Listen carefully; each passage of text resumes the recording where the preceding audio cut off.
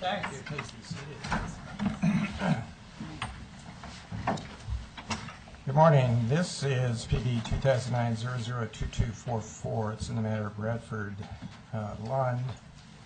And this time I'd set for a status conference and order to show cause hearing, perhaps starting with petitioner's attorneys. You would announce your appearances.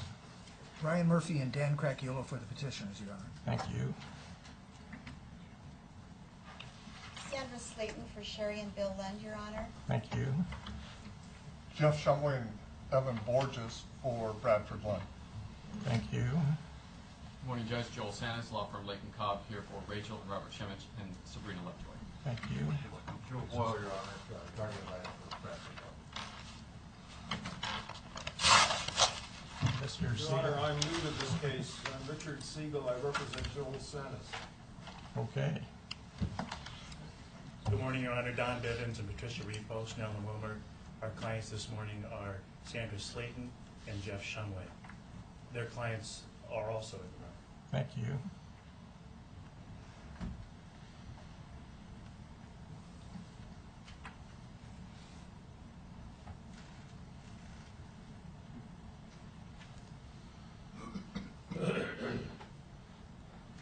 Regarding this status conference, I did receive your proposed joint scheduling order. I'm not going to enter that because I don't think I can do a viable schedule without first getting the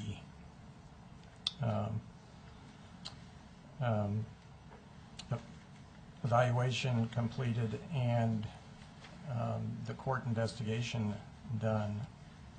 So I think those should be the priorities. Once I get those reports, I'll set a schedule. I think it's going to be a fairly brief schedule. Also think once I get the reports, that will perhaps impact how we proceed with the case. So I'm not going to do anything with your scheduling order, and as I said, as soon as I get the final reports from the court investigator and the court-appointed psychologist, I'll set a schedule. So turning to the order to show cause matters, Mr. Siegel, I'm going to deal with Mr. Sanis first. There were a couple issues regarding Mr. Sanis, and I'll tell you what they are.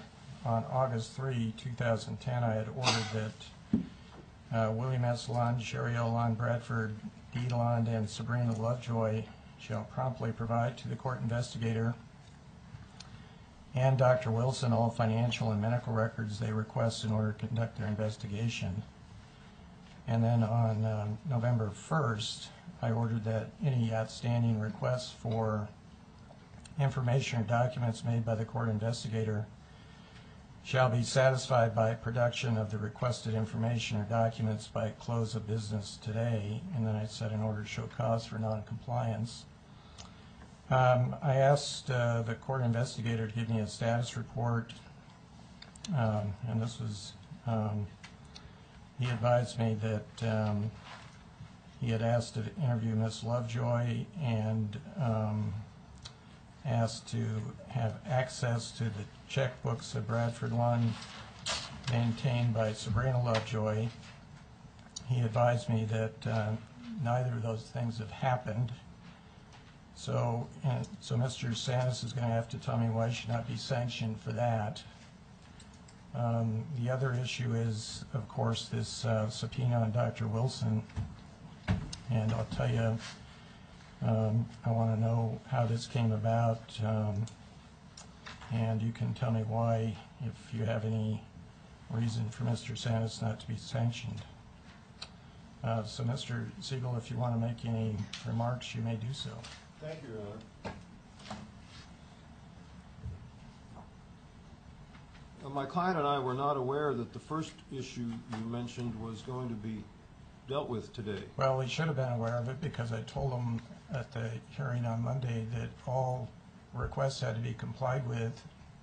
He knew that this request was there by the court investigator. He didn't do it, so he knew about it. So you should address it. Your Honor, may I start with the subpoena? You can start with either one you want. I should tell you, too, that I'm going to put Mr. Sanis under oath and have him answer some questions for me, too. Well, Your Honor, before 1996, non-party witnesses who received subpoenas that they found objectionable had to get protective orders. In 1996, Rule 45 was changed. It then became necessary for a non-party witness who received what the witness considered an objectionable subpoena to make a very simple objection. The instructions to the witness are contained in the subpoena itself. All that the witness has to do to be protected from an overly broad or abusive subpoena ducis tecum under Rule 45 is to just say no. Merely send a letter to the lawyer who caused the subpoena to be issued and say no. The burden then shifts to the lawyer seeking the subpoena to obtain an order from the court in order to have any relief under that subpoena. Rule 45 gives enormous power to the witness who has been subpoenaed. If Dr. Wilson, instead of sending this letter to you, had omitted the first paragraph of the letter in which she resigned and stated how burdensome compliance would be and sent the letter to Mr. Sanis, it would have come to a complete stop. Her duties under the subpoena would have come to an end. All she had to do was to make that objection, and that is what the rule said, and that is the privilege that a witness, a subpoenaed witness under those circumstances would have. The matter would end until counsel came to this court to have the subpoena enforced under terms acceptable to the court. Now, Dr. Wilson's resignation is not based only on the subpoena, according to her letter. She says that one of the reasons she is resigning is because of the maneuvering on all sides of this case. The case has been a time-consuming nuisance, and this was something she wrote about 3 hours after she was served with the subpoena. The right of cross-examination is important in Arizona jurisprudence.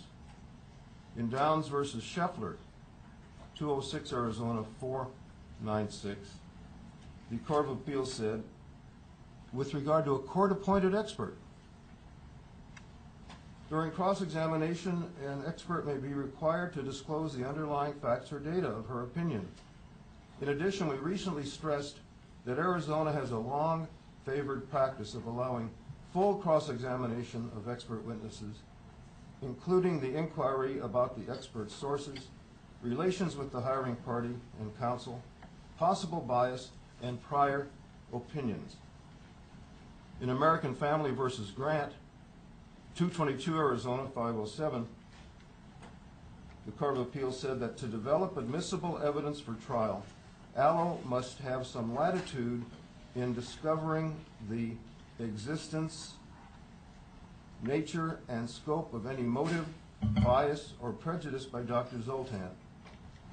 Such latitude, however, is not unfettered. Our prior decisions have established that an expert's relations with the hiring party and its counsel are proper subjects of cross-examination, and that the scope of expert cross-examination is expansive and free-ranging. Those are safeguards that our rules of procedure provide and that our established jurisprudence provides. Under these circumstances, the subpoena to Dr. Wilson was at least facially appropriate. It was facially appropriate because it asked about her prior opinions. There was no notice to Mr. Sanis when he had the subpoena issued that she had 700 opinions that she would have had to go through. There was no notice to Mr. Sanis when he submitted the subpoena that this witness was fed up with the maneuvering of all sides in the case, and that she would use the subpoena as an excuse to resign. The safeguards in Rule 45 are sacrosanct. She could have had the benefit of that. Any excess in the subpoena would have been resolved by the court, but I'm sure, as you know, the practice is for these things to get worked out. The witness, and sometimes the witness's lawyer, calls the lawyer who issued the subpoena. They get worked out. 9/10 of the time, I would guess, these things don't come to court because lawyers work them out with witnesses, because lawyers do not want to come before the court with charges that they've been abusing non-party witnesses. So what Dr. Wilson did, although she had her own reasons for doing it, and I suspect I have no reason to know whether they were legitimate or not. I will take at face value that the case had become a burden for her. She deprived Mr. Sanis and his clients of the right to get information necessary to cross-examine her, assured by the decisions of this court, and she did not follow the procedure that our rules of procedure prescribe to safeguard her in order to give her the protection that you would have provided if the matter had come before you. Mr. Sanis had the right to issue that subpoena, and in representing his clients, he had the duty to issue that subpoena, and he had the satisfaction of knowing that there could be no burden, no unreasonable burden on this witness, because she had every right to require him to come to this court to ask for what she refused to give. As far as the other issue is concerned, Your Honor, Mr. Sanis, it is our position that we were not on notice that that was going to be considered this morning, and I am not prepared to address it. Well, you were, and I don't accept your argument on the subpoena. So, Mr. Sanis, why don't you come on forward? I'm going to swear you in, and you can stand at the podium. I'd rather take the witness chair for me, Your Honor. This is my courtroom, sir. You're going to stand at the podium so I can address you. May I bring a cup of water? You may. May I bring my notebook of legal authority? You can bring anything you want. Do you solemnly swear the testimony you are about to give to be the truth, the whole truth, and nothing but the truth, so help you God? I do. Mr. Sanis, I learned yesterday that you and some of the other attorneys involved in this case are parties to a joint defense agreement. Is that correct? Yes, Your Honor. And who are the parties to the agreement? I don't believe I'm at liberty to disclose that because it's a work product and privileged. Well, I don't think it is, because I don't think any type of privilege can prevent the court from inquiring about essentially a conspiracy to commit discovery abuses. I'm not asking about anything other than conduct and the members of this group. So if you want to take that position, that's fine. I'm going to order you to answer my questions.